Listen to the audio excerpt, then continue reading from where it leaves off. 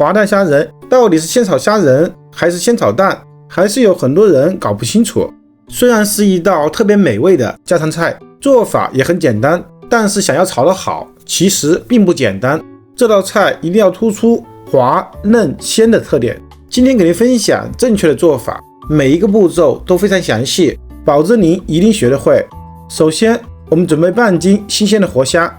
活虾自带鲜甜味，腥味也很淡，做出来的味道比冷冻的虾仁要更加的出类拔萃。简单的数了一下，一共有14只，每一只都是活的。您是不是觉得取虾仁、去虾线特别麻烦呢？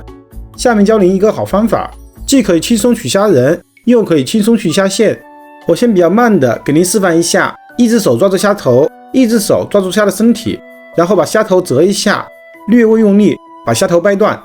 然后顺势一拉，虾头里面有虾的味，而虾味又和虾线连在一起，拉的同时就会顺带着把虾线拉出来。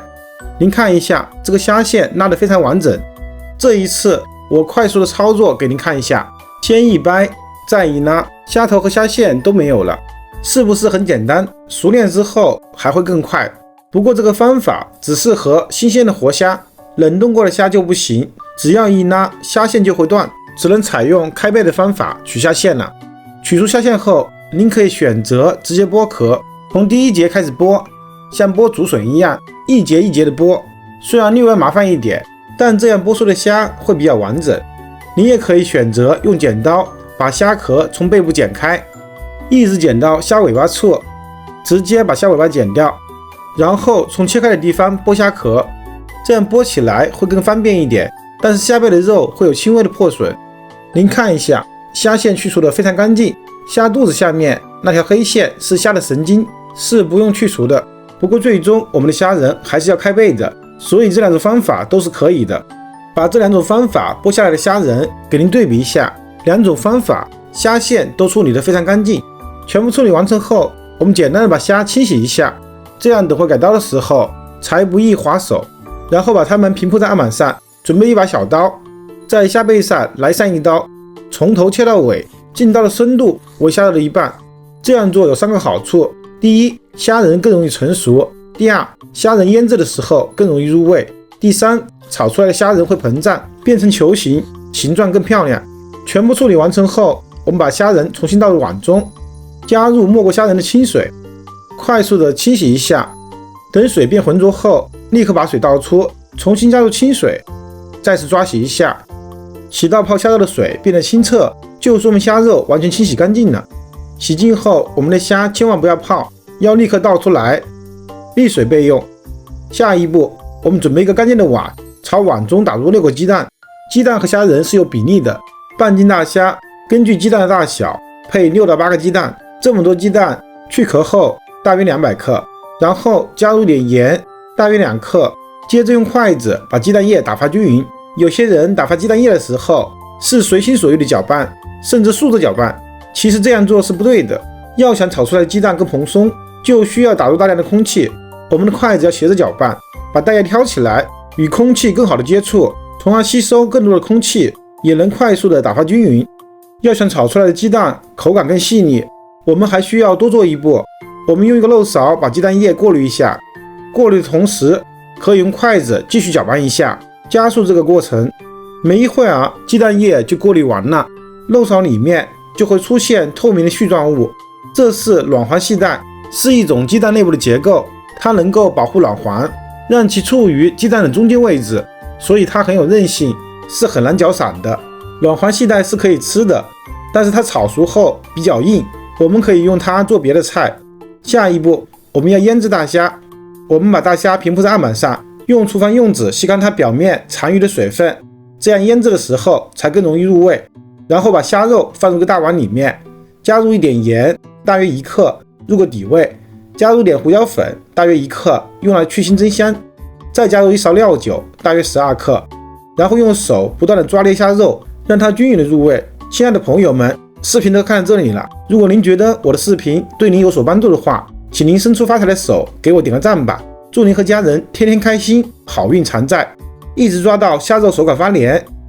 我们加入半勺玉米淀粉大约6克，然后还是不停的抓，让虾肉表面均匀的包裹上一层薄薄的淀粉外衣，这样能够锁住水分，让虾肉吃起来更鲜嫩。我们在酒店烹饪这道菜时，这种新鲜的虾仁是绝对不焯水的，一定是快速的过油，锁住虾肉的鲜美，缩短烹饪的时间。通常而言，只有冰冻的虾肉才会焯水。不过呢，家庭操作过油太麻烦了，油温把控不准，虾肉就会脱芡，新手很难操作。而且过油并不是保存大虾鲜味最好的方法。今天给您介绍一个不一样的方法，大虾的鲜味一点都不损失，还特别的简单。我们先把腌好的大虾放入一个平盘里面，均匀的铺开，尽量让每个大虾之间保持一定的距离。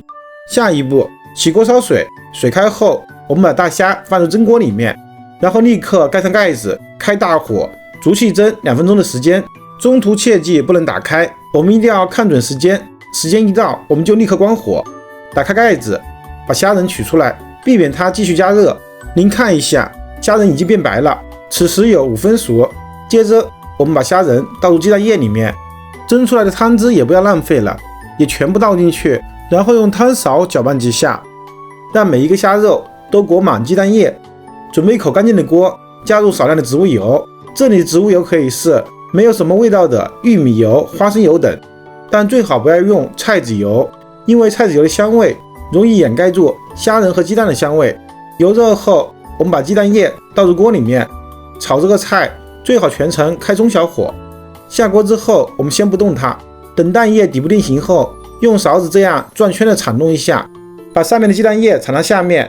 让它流进油里面，从而继续加热膨胀。重复这个操作大约30秒的时候，我们就关火，利用锅里的余温把剩余的蛋液炒定型。如果您买的是那种可以生食的鸡蛋，您还可以炒得更嫩一点。鸡蛋定型后，差不多就是8分熟了，我们就可以把它们添出来，放入一个盘子里面。此时的鸡蛋还是很烫的，差不多上桌的时候，余温可以让鸡蛋变成9分熟。最后撒上一点葱花，点缀一下，